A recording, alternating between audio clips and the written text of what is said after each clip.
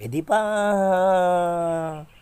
Paris overload yung yung binebenta ni Diwata mga kalupa. Bakit na meron ako naririnig na gatas? Ano yun, nagtitinda na si Nagtitinda na si Diwata ng gatas?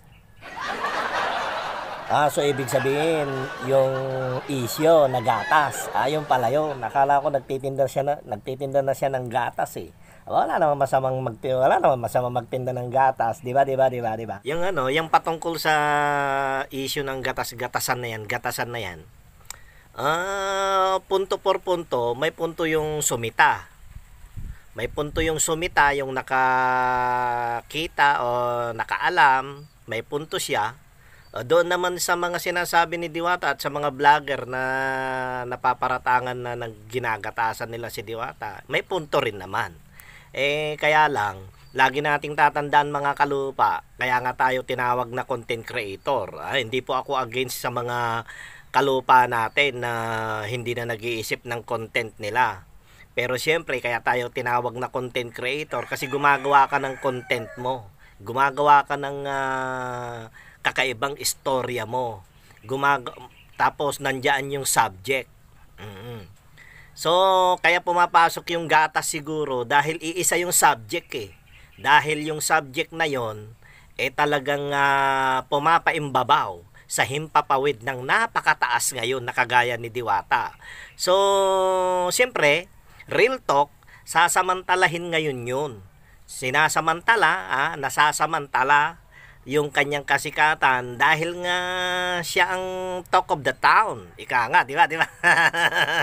So, siyempre, alam niyo naman ng tao, sa ating mga Pinoy, kagaya nating mga Pinoy, na kung ano yung sikat, yun yung dinudumog. At alam niyo mga kalupa, kaya isa sa mga dahilan kaya dinudumog yan.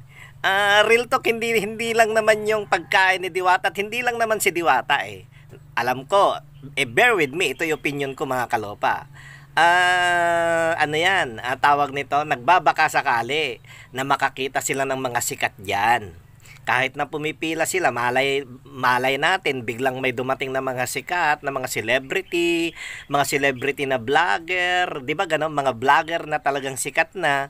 So nakikita nila in person, di ba ganon?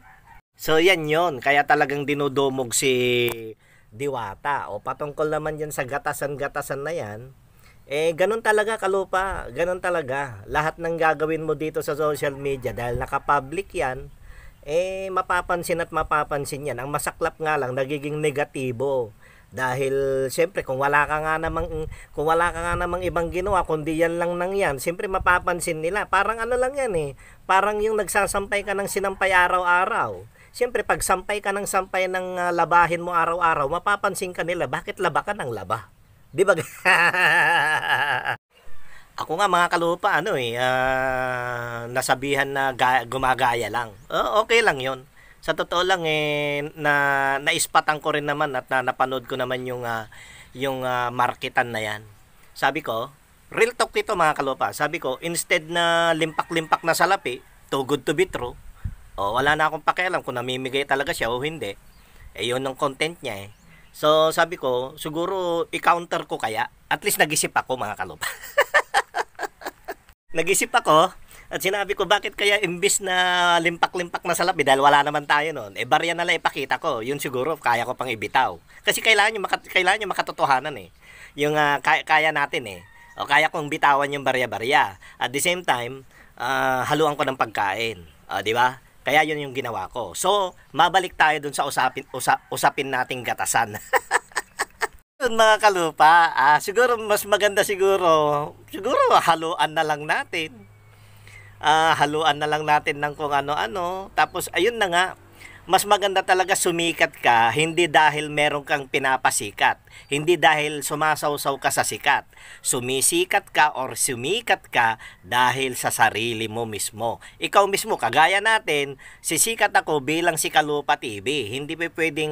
Ibig sabihin, mas maganda yon kaysa yung sumikat ka dahil kay Alex Gonzaga. Sumikat ka dahil kay Makagago WhatsApp Man. Sumikat ka dahil kay dahil kay yung Wamos, sumikat ka dahil kila Boss Toyo, di ba? Ganon. O, di ba? Mas maganda, sumikat tayo sa sarili natin na pangalan. So, yun.